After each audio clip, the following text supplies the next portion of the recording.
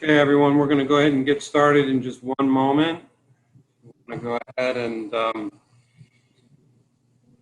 get ready for our next part of the program. Very, very, very exciting next part. And Gina White is going to be speaking with us. And I'm just going to give everyone just one more minute, and we're going to go ahead and get started. And I will go ahead and introduce Gina, but beforehand, you'll see the poll that has popped up, and I hope that you take some time to answer those questions. Those will be really illuminating at a later point. Okay, because I'm an on-time person, we're going to go ahead and get started. Let me go ahead and introduce to you Gina White, a Mindful Junkie. Gina is the founder and CEO of the Mindful Junkie Outreach, a not-for-profit organization, and she has, for over the past 15 years, she has tremendous experience as a mind-body teacher, educator, and author. In addition, she is an MA in Mindfulness Studies with an emphasis on first responders, and her graduate thesis was Mindfulness in Law Enforcement. I thought that was really interesting. She has spent the last 6 years developing and delivering trauma-sensitive mindfulness trainings, programs, and workshops tailored for law enforcement, correctional, fire, EMS, and other trauma-sensitive communities. Gina has worked with leadership teams from dozens of police, sheriff, and fire departments. She's an active member of the Trauma Informed Community Network in Virginia. She's authored the DCIS approved criminal justice mindfulness training curriculum, which has been used as the backbone for all her first responder mindfulness training programs. Tactical brain training, interesting, mindfulness for first responders. It is now my honor to go ahead and introduce Gina White. Thank you. Well, hello everyone. I am here and I'm starting my video. Oh, there we are. Hi. Welcome back after your break. I thank you so much for the introduction, Dean, and thank you, HomeAid, for having me. I feel like, I know like Zoom is really weird and all these conferences are now different than everything else. And I feel like we have to give Kevin a clap. I know that he can't hear all of you, but I feel like when he was done, I just wanted to clap for him. So I don't know if you don't feel weird about doing it, maybe just sit there for a second and thank you, Kevin. That was amazing. We so appreciate what Kevin said to all of us.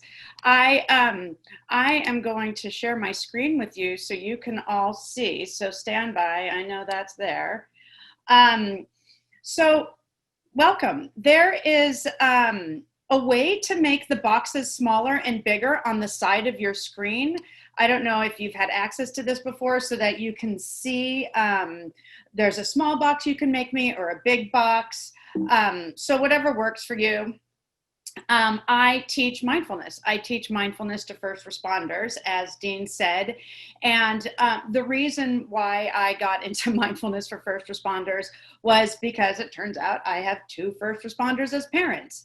And when I was in graduate school writing my thesis for mindfulness, I used a bunch of different first responders as part of my thesis. And one lieutenant asked me, he said, you know, hey, why do you work with first responders? Like, what of this is interesting to you? And I had this aha moment of like, oh, right, my parents were first responders. Not sure why I didn't know that before, but my father was a firefighter and a paramedic, and my mother was a nurse, and she worked as a head nurse of a trauma unit. And I'm from California, which I think it's probably worth me saying also. This is not hair because of COVID and I haven't been able to get a haircut. This is what I normally look like. If you were having any questions about that, this is normally what I look like because I'm from California. I do live in Northern Virginia now, in Alexandria, Virginia, but I am from California. Just want to clarify that one little thing in the beginning. Here's the deal. When I was growing up, I experienced every single day my parents coming home and discussing with me all of the trauma that they had been through during their day. My father was on the streets with gang violence. Being in California, there were a lot of gangs. He dealt with deaths of children. He dealt with shootings. He dealt with rape victims. He dealt with homelessness. My mother, in the hospital, dealt with the same exact things. Almost daily, she had to go and tell family members that their family member had passed away. And when I was writing my thesis and trying to understand why I wanted to do mindfulness for first responders, it came to me one day that it's all of this built up trauma that people are dealing with on a daily basis not only affects them, but they're coming home. And what I saw when my door closed at the end of the night, when my parents were inside my home at the end of the day, what I saw was, these amazing badass people who were out there every day saving lives. I mean, my parents were both badass, but what I also saw was a lot of trauma. My mother was constantly depressed. You know, a lot of things that Kevin just said resonated so much with every experience I've had growing up. You know, depression, suicidal ideation, violence. My mom was depressed all the time, misdiagnosed on multiple occasions. And the outcome was her sitting behind her closed door in her bedroom crying, her being despondent, not being connected with us as a family. My father, he chose to deal with his trauma by extreme violence. We grew up in a really, really violent household where there were holes punched in every single wall, couches knocked over, doors ripped off hinges. And this is just the experience that I had growing up.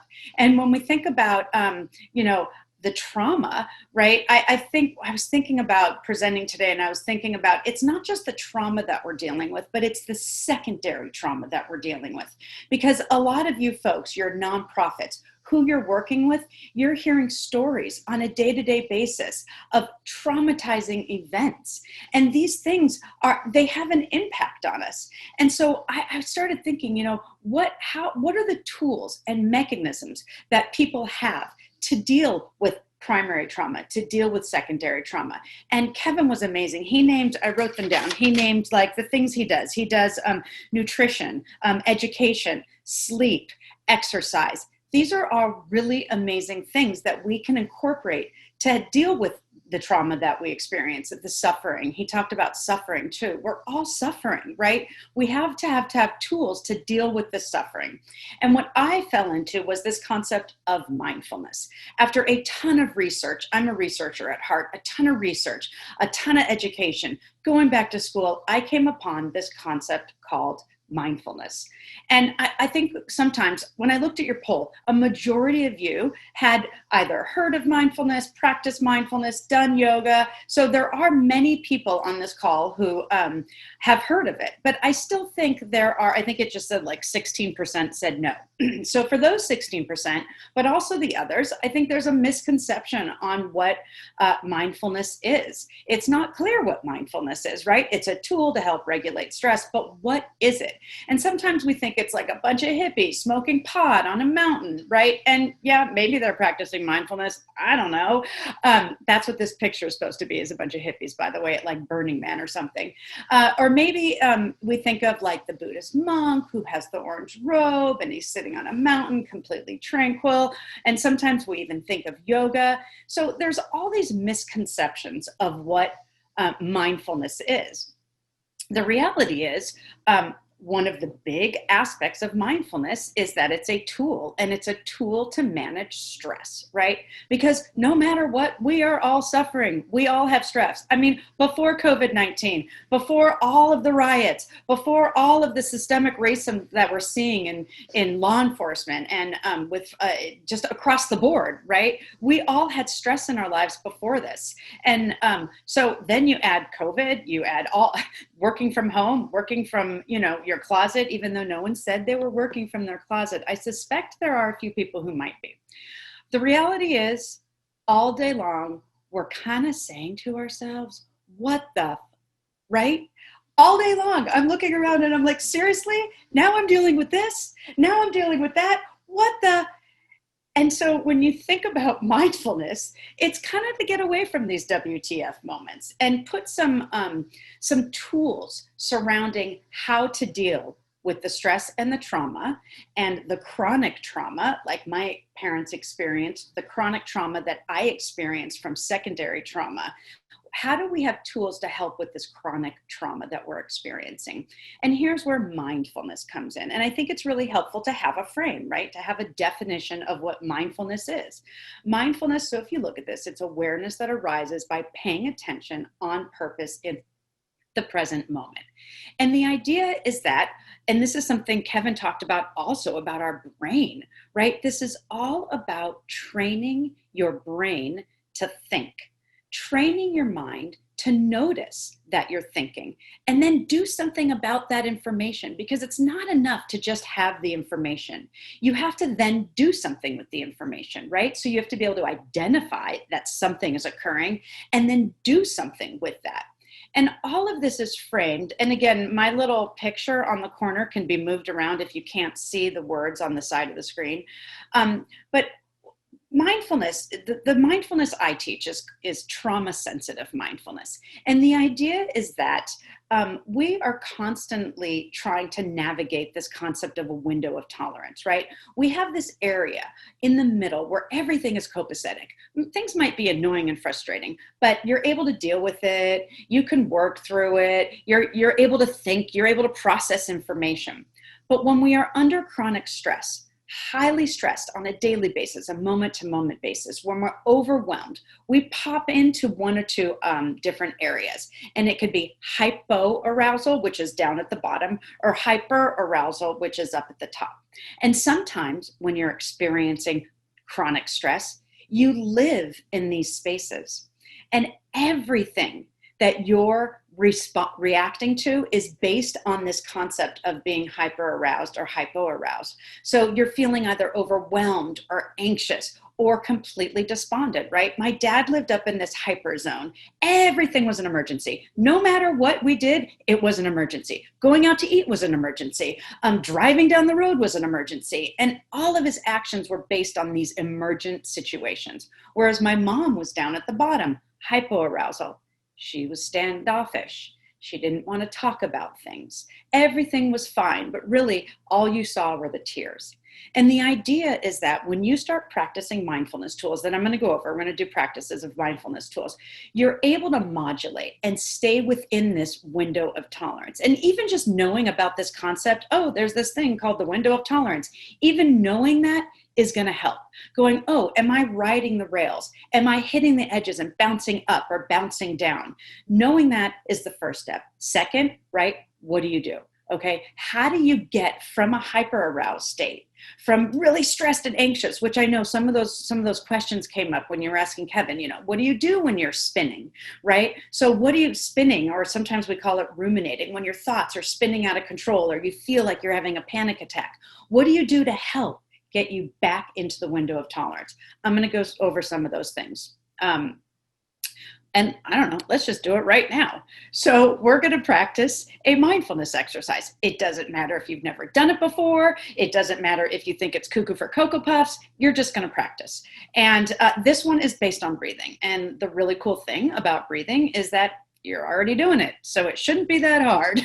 But one of the ideas behind trauma-sensitive mindfulness is that these are all just suggestions. I talked about misconceptions earlier. There's a misconception that when you do mindfulness or meditation, you're supposed to completely have a blank mind and think about nothing. Wrong. Huge misconception. In fact, almost the opposite is true. When you are practicing mindfulness meditation, the idea is to not disappear your thoughts. The idea is to say, oh, I have a thought. Now what do I do? It's to notice that your mind has wandered away from something that you're focusing on, like your breath, or like we're going to do right now. And because it's wandered away, that's a little indicator to you that, oh, I'm not focused anymore on something I'm supposed to be focusing on. So in this case, breathing. I need to redirect and come back. So in mindfulness meditation, the idea is not to have a blank mind. It's to notice when you have a thought. Oh, right, I'm thinking.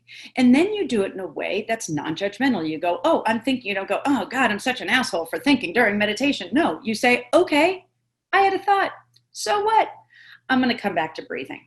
And the way this trains your brain in the real world is that when you're not meditating and you're walking around and you're dealing with life and something stresses you out, you're trying to work and you're focused on responding to an email, for instance, and then all of a sudden you start ruminating and your head starts spinning. You have trained your brain to notice when you're thinking or mind wandering, and you go, oh, I'm doing it. What do? You've trained with different tools, listening, breathing, sensing, and you go, oh, right, I need to take a breath. You take a breath and you refocus and come back. So let's start right now by practicing a meditation and knowing that at any time you can pivot. At any time you can move. At any time you can change what you're doing. This meditation is not about sitting in one perfect spot, having no thoughts, not moving at all. No, these are all suggestions and ideas. So to set this up, you're going to find a comfortable position. You know, Kevin also talked a lot about safety, and this is something that you guys are providing tons of safety. When you have a safe place to be, you feel secure. Part of meditation, and when you practice it, is sitting in a safe, comfortable position. So find something that's safe. I used to meditate, and if I had my back against a door, which is that way for me, it felt very unsafe. I don't like having my back against the door, probably by upbringing from my father, who was like, never have your back against the door, quick, hide under a table, someone's coming, right? So I don't like having my back against the door. I know that's safe. So find a position that's safe.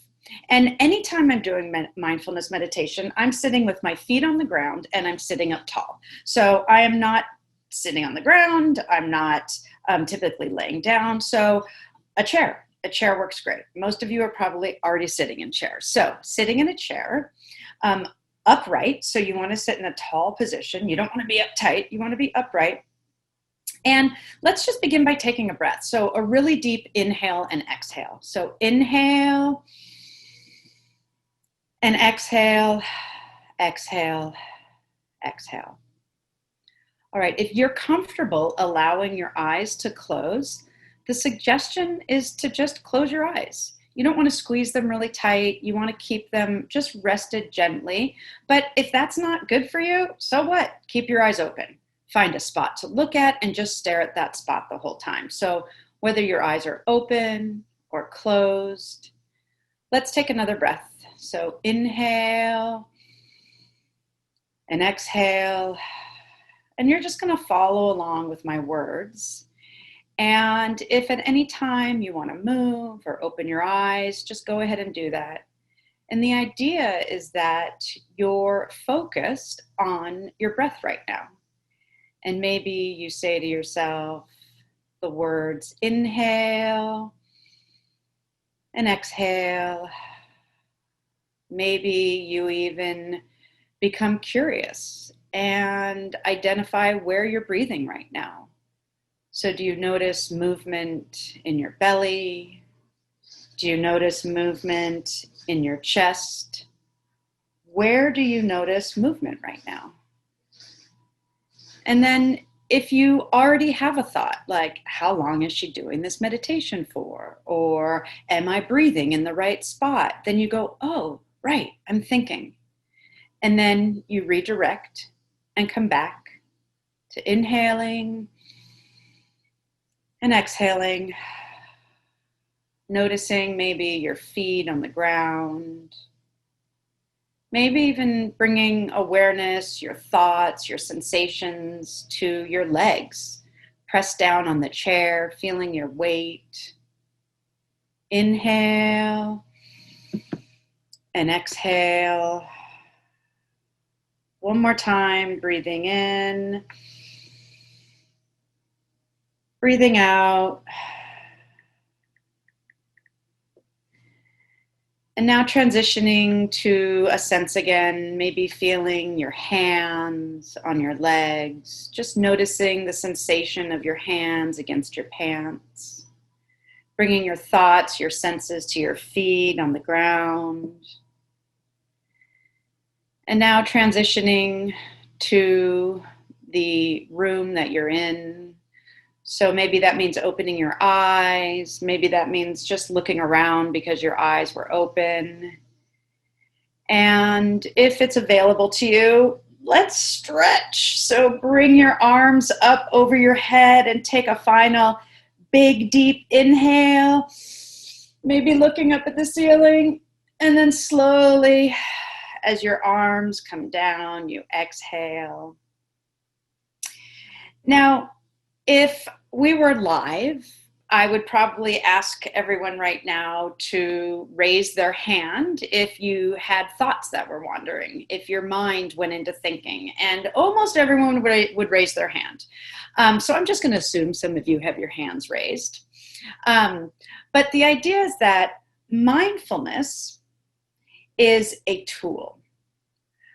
Breathing the way we just did is a tool to get you out of these zones of intolerable, out of overstimulated, understimulated, and come back into the present moment. What did Kevin say? That the present, life is a gift? No, life is something, because life is a gift because the present, I don't know, you guys can remind me later what he said, but something about the present moment. And the present moment is right now. The reason why the present moment is so important with mindfulness is because it takes you, if you can focus on the present moment, it takes you out of the anxious thought. It takes you out of the depressive feeling. It takes you out of spinning out of control, like someone asked about, because you can't have two actions at the same time. If you're thinking about an actual feeling, like if you're touching the desk and thinking about the feeling of the desk on your hands, you can't have this thought over here spinning of how miserable life is. You're in this present moment, but the deal is that not every, like there are a bunch of different mindfulness tools, and not every tool resonates with each person, and not every tool works in each situation. So you have to be able to start training your brain to know that there are all these different tools available to you, and we're going to go over a couple more, because maybe this breathing exercise sucked for you. Maybe you hated it. Maybe it made your chest feel tight. That's so normal. Maybe it just made you feel more anxious focusing on your breath, right? So then guess what? A breathing exercise isn't one you lean into, but there are other ones that you can lean into. And the idea is that with mindfulness, we're trying to build this concept of resilience. I know you're looking at this and you're like, what does Bozo the Clown have to do with resilience? Okay, well, Bozo the Clown, this was a punching bag, and I can't see you, so I don't know how old all of you are, but some of us who are my age remember these punching bags when we were younger. And we would just beat the crap out of them, right? And they would hit the ground and they would come back and bounce, bounce, bounce, bounce, bounce. And the harder you hit these bags, the longer they bounce back and forth, and the longer it takes for them to be balanced, right? Every time you knock this thing down with the harder force, the delta, right, between it spinning really fast is correlated with the strength of which you're hitting it. And mindfulness teaches us that no matter what, we're going to get knocked down, right? This is the whole being punched concept. This is the whole pain exists. Pain is going to exist in your life. You're going to get knocked down. But when you're able to start applying mindfulness tools, you decrease the delta between when you get knocked down and when you find balance again. When you're able to calm your nervous system down. When you're able to take a breath, to use listening in something in your environment, to be able to sense a feeling, to be able to imagine something that makes you happy. When you're able to recall those things at the moment that you're being knocked down, you decrease the delta of how long it takes you to recover. So mindfulness is part of the recovery process. And the idea is that it's not enough to just know that we're being knocked down, right?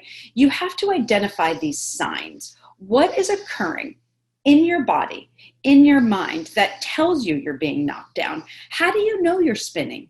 How do you know you're in a bad mood? How do you know that you're pissed, right? How do we go from being pissed to knowing that we're upset, to knowing that we're sad? And that's another part of mindfulness, right? So it's being with and working with, identifying that there is something that exists within us that is an indicator. It's a warning sign telling you you are outside your window of tolerance. Something has occurred and you are outside your window of tolerance. But we have to listen to it. You have to start identifying these signals, and they're different for everybody, and they're different in every situation also. They can be a sensation. It could be, so would mean like, for instance, when I get really upset with my daughters, because I have 3 of them, when I get really upset, I can feel the heat rise in my chest and my neck. But I didn't know that before I started doing these identification mindfulness tools. It was just there. Now I feel heat rise in my neck, and it says, you're out of your window of tolerance. And I go, okay, now I need to apply a tool I know. Maybe it's taking a breath. So you can have a sensation, you can have just a mood change. All of a sudden you're in a bad mood. You can have spinning thoughts, right? And just repeating stories in your head, repeating circumstances that you've gone through. And it could be like a feeling. You could feel agitated. You also might have images in your mind of things that you see that are bothering you, right? Like almost like hallucinations, but for this case, they're more just images that maybe you envision someone who was yelling at you. And so the idea is that when you can start identifying a sensation, a mood, a thought, a feeling, an image, you know it's a warning sign that you're out of your window of tolerance. And then you go, okay, what is a tool I've practiced that can get me back into my window of tolerance? So we did a breathing exercise. And by the way, these are all really brief. When you're doing them on your own, they're going to be a little bit longer, but there is no magic number. If you did it for 5 minutes, if you did it for 3 minutes, they're still very effective. This one is a listening exercise. So we're going to do the same thing we did before.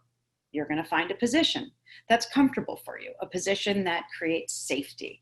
And you're just going to follow along, and I'm going to ask you to think about a couple things, listen to a couple things, and just follow along. If at any time it's not working, just transition to something else that works, or open your eyes. Maybe you have to stand up. You can stand up. So finding a position, let's just go ahead and take another breath. So inhale and exhale. And if it worked for you to have your eyes closed before, try closing them again. If you didn't before and you want to try this time, go ahead and let them rest gently. If your eyes are open, just keep them focused on one spot and just stare at that the whole time. And let's begin by just listening. So listen to the sounds in the room that you're in. I'm going to be quiet for about 15 seconds and just listen to the room you're in.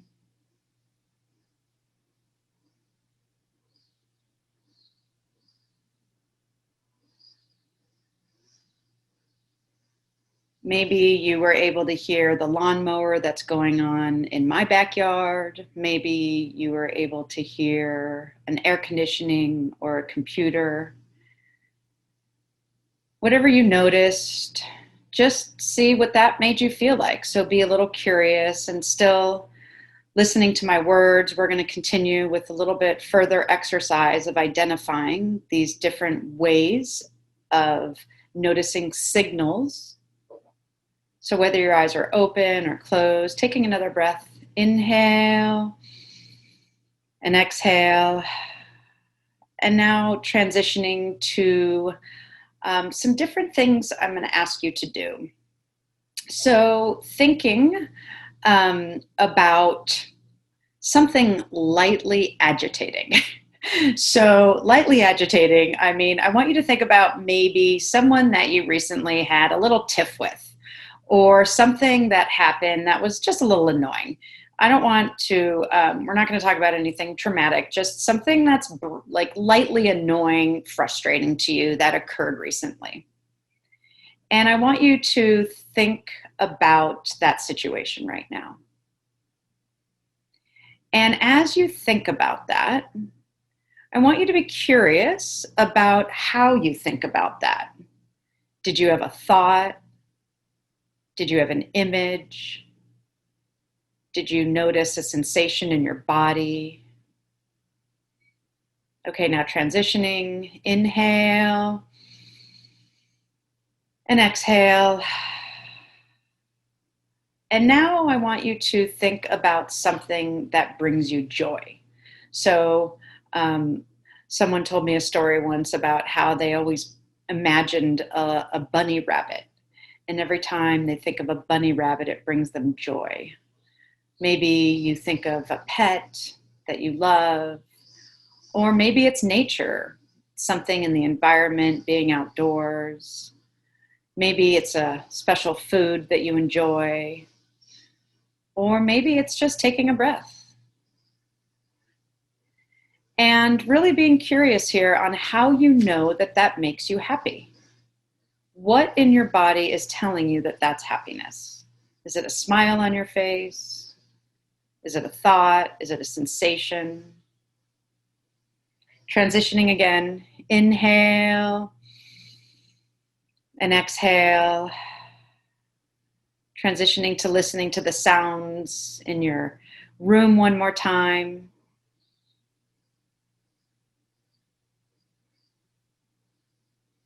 And now pivoting one last time to noticing a sensation. So feel your feet on the floor, maybe your hands on your pants.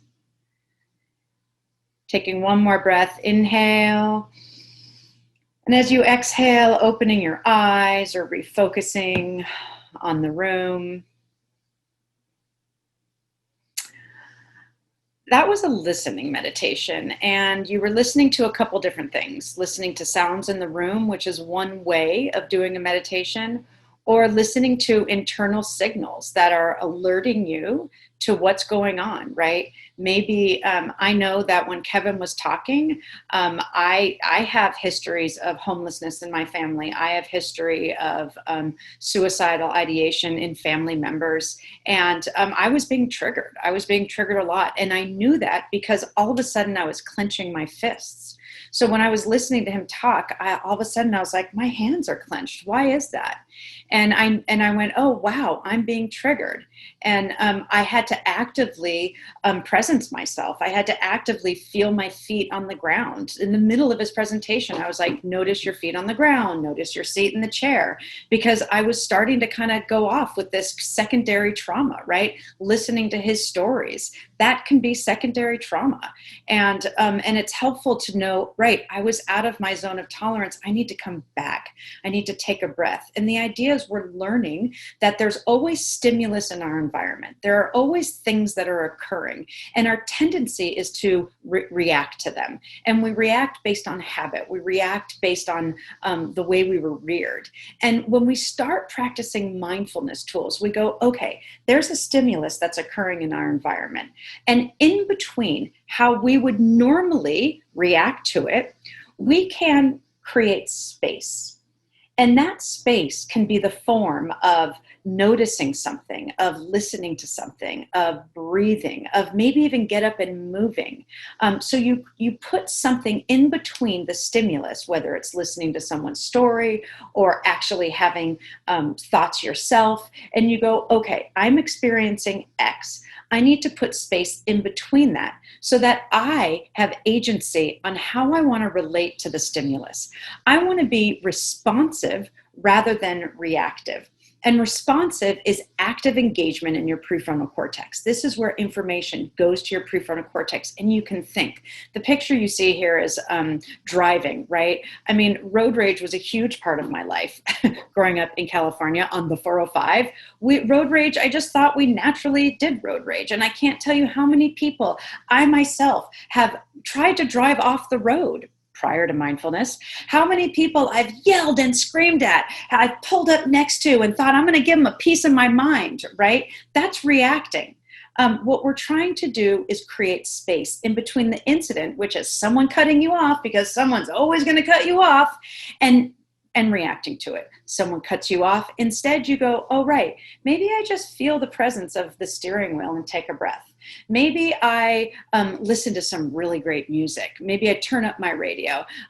Maybe I just quietly flip them off so they don't see and I don't yell at them. Maybe that's the answer. But the idea is that when you start choosing tools that you know can help you, that you've now identified as something that resonates with you, you choose a tool and you can apply it in these moments. In these moments when you're outside your window of tolerance and you want to get back in.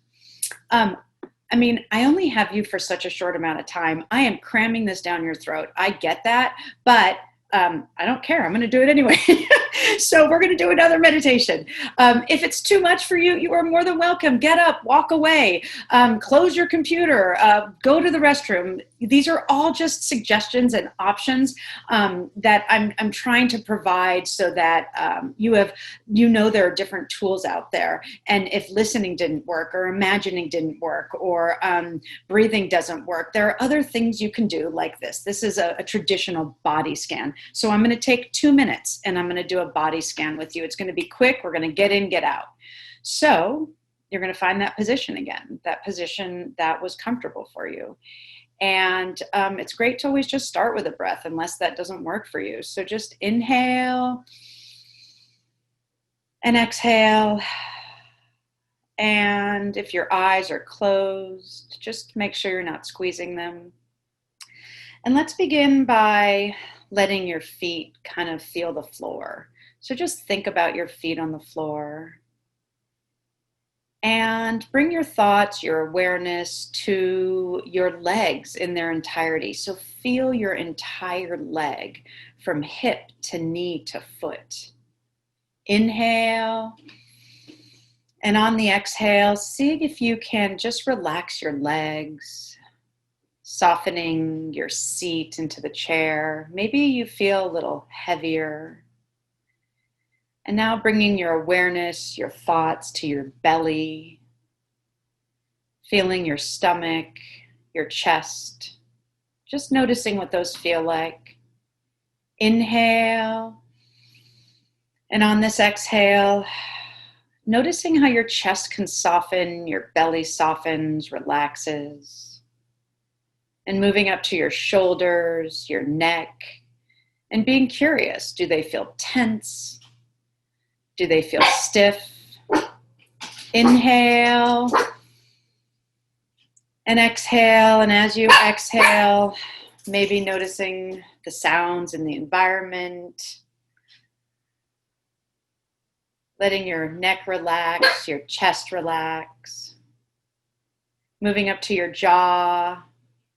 Noticing if your teeth are clenched or your eyes scrunched, just bringing awareness to your face and softening your mouth, your eyes, your eyebrows. Nice big inhale, inhale, inhale. And as you exhale, relaxing your eyes, your cheeks, your jaw, your shoulders, your belly, your hips, your knees, all the way down to your toes. One more time, breathing in. And on this exhale, softening, relaxing again your eyes, your mouth, your chest, your belly, your hips, your knees, your feet. Transitioning back to the room, opening your eyes, looking around. And just recalling how that felt for you. How does a body scan feel for you? Is that something good? Was that frustrating? A lot of people use this to help them sleep at night. When you're lying down, it's a great meditation to do. And all of these things are just ways of bringing you into your window of tolerance, whether it's a breathing meditation, a listening, a body scan, a naming, even walking, doing a mindful walking. There are all these different types of things that you can find on YouTube, on the internet, on apps. And the idea is to find something that you resonate with, something that works for you, finding also a voice that works for you. Not every voice is the same. You know, maybe my voice is totally annoying to you. I'm not the person to do meditations with you then, but there are other voices that you'd be able to resonate with. And think about these things. You know, which meditation worked? Did you like the listening? Did you like the breathing? The idea is that you're trying to notice that we live in this state of stress, right? We live with a lot of stress in our environment. We live with a lot of chronic stress for ourselves, secondary trauma with others. And if we can't figure out ways to help ourselves be calm, right? It's that whole thing, put your own oxygen mask on first. If we can't figure out ways to decrease our nerves, right? To bring ourselves back into the window of tolerance, we're not going to be effective for all the people that we're working with. Nonprofit work is challenging. I'm a nonprofit. I know you're wearing multiple hats. One of the hats is being with all these people, right? And if we're burnt out, for instance, we can't be there for other people. If we don't have resilience, we can't be there for other people. If we are experiencing these things on a daily basis, like my parents were coming home every single night with violence and depression and sadness, these things, they exist. And we have to find ways to provide tools, to create mechanisms so that we can calm our nervous systems down, so that we are effective for ourselves, so that we create happiness for ourselves, so that we can be there for others, right? I mean, it's what you guys are all doing. All you're doing is giving yourselves all day long to other people. And if you keep giving and giving and giving without giving to yourself, you're not going to be able to be there for others anymore. The idea is that you find some way of resourcing, right? Whether it's through a meditation like this isn't a magic pill. It's one option you have. Nutrition, exercise, like Kevin said, there are tons of resources available, tons of ways that you can bring yourself some care and some resilience. And the idea is that you just have to find something that resonates with you, something that works for you. If we're going to open this up for questions. If anybody has a question, Dean's going to be working with that. Thanks, Dean, for doing this. I'm going to let you take it from here. Great. Well, Gina, what a great presentation. I want to just start by saying you're full about WTF. I think you underestimated the 20. I think it's way higher. Bozo the Clown. Oh my gosh, I've not seen that since my childhood. But the body scan, I just feel a lot more relaxed, and thank you for giving us that time to sort of focus on ourselves. So we do have some questions. Let me start by saying, you mentioned that the practices we tried were brief. In my own, they would be longer. What does that mean? Is 5 minutes okay?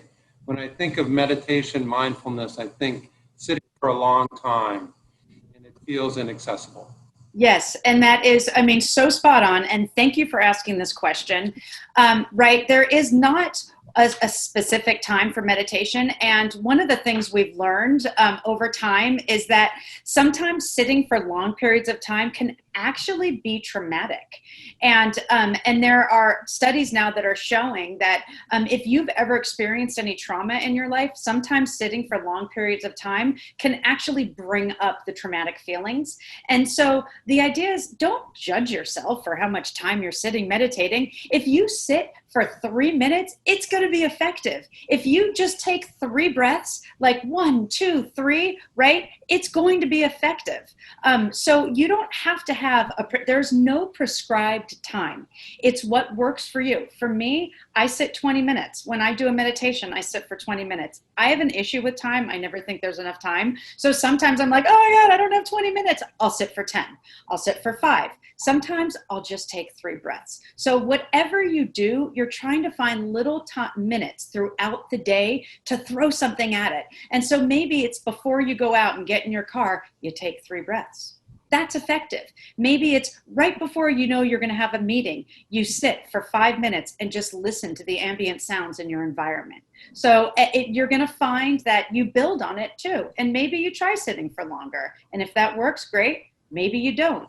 It's what is going to work for you. Great. We had a question come in, and this sort of leads, something you just said sort of speaks to some of this. Is there such a thing as being good or bad at mindfulness? And how can I get better at practicing? Yeah, okay. I suck at mindfulness. Let's just say that to begin with. And I am doing it all the time. I'm kidding. I think that, and why do I say that? I say that because my kids tell me all the time, you're not being mindful. I'm like, oh, please. So there's no bad and good way at being mindful. I think that this goes when I put that definition up earlier about non-judgmental as part of the definition of mindfulness. We have a negativity bias, right? We naturally lean into negativity. We naturally lean into self-deprecation. It was a mechanism that we used when we were evolving, and there were a lot of fight-flight issues with, the fire and the caveman, and we evolved to notice negative things because that helps save our lives. So it's natural, it's normal, we all do it. But with mindfulness, what you're training yourself to do in the moment of doing a meditation it's that thing that I talked about at the beginning of noticing your thoughts. And instead of saying, oh, shit, I'm thinking again, right? That's judgment. Instead, you go, oh, I'm having a thought. What do? I come back, I take a breath, and I start over. And one of the huge constructs of mindfulness is beginning again. And I feel like that's what we all just need to remember to do, is to begin again, because we can constantly begin again. And so it's rather than judging yourself for not doing it right, or I just did it wrong, or I yelled and screamed at my kid this morning, I am such a horrible person. I go, right, I did that. Maybe it wasn't the best answer to things. I'm going to start again, and I'm going to begin again. And that's what you're training to do by coming back each moment to starting over. Your mind wanders, you come back non-judgmentally. Great. I just have one more question. Gina, I'd love to spend more time here today, but speaking of time, I know. I need to sort of just ask one more. I like to run or ride my bike or listen to music, which helps with stress and to get me out of my head. Is this considered mindfulness, or does it need to be sitting? So, yeah, that's mindfulness. I mean, anytime you're focusing on yourself and you're doing something to take your mind off of your stress, bam, that's totally mindfulness. But I would add to that and say there is something about training your brain that is very specific with these mindfulness exercises. And in the exercise that you're doing, the cycling, that's taking your mind away from your stress, which is really amazing. And yes, keep doing that and don't stop. That's amazing. But there's another component that you can add, which is training your mind to think. And you're training your mind to think about your thoughts. And that's done very specifically. That's done in these meditations when you're noticing a sensation in your body and then doing something about it. A lot of this about being in your window of tolerance is about, and I mentioned this, it's not just working with, so finding a tool to help you get out of it, but it's being with. You have to train your mind to identify when you're out of your window of tolerance so that you can then apply a tool to be in your window of tolerance. And that is done with a more traditional sitting meditation or standing or walking. But when you're actively bringing your mind back to something on purpose, so strategically coming back to the focal point, whatever the focal point is. But you can, by the way, do this while you're writing. So you can actively do these exercises while you're writing. However, I don't recommend closing your eyes because you might fall or run. That's good advice. Well, let me go ahead and just conclude things today. I think that you've done a fabulous job. I mean, certainly the environment that we all are dealing with on each and every day, the tools that you've given us here are invaluable. And so thank you for spending the time with us. We really, really appreciate it. I'm going to go ahead and turn it back over to Kristen, and we look forward to seeing you again soon, Gina. Thanks, everyone.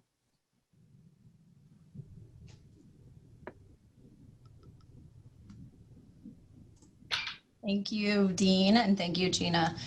Something I probably should have said at the beginning, but I did not, is that I realized that some of the information presented today may have been triggering for some of you.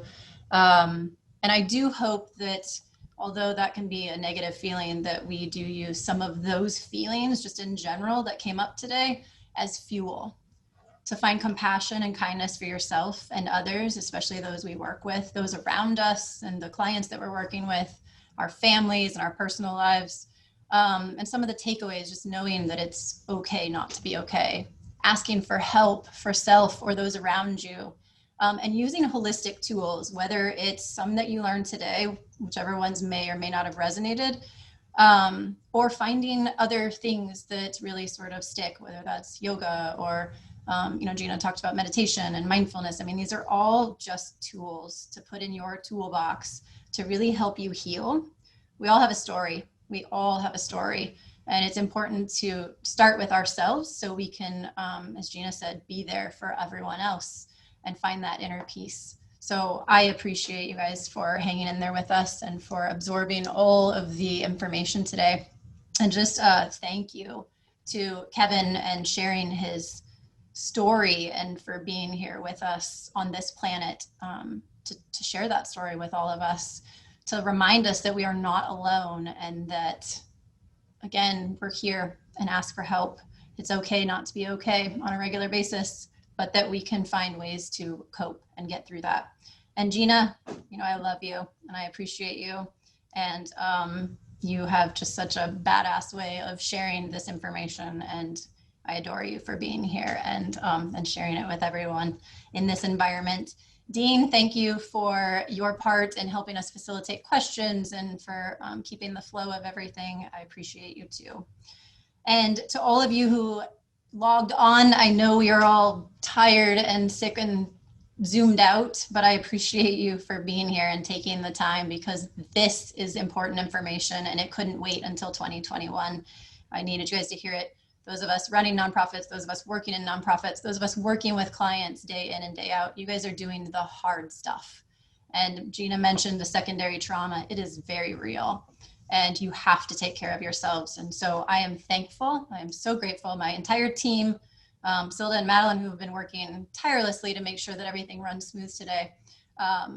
We're grateful that you were here, and know that it was recorded.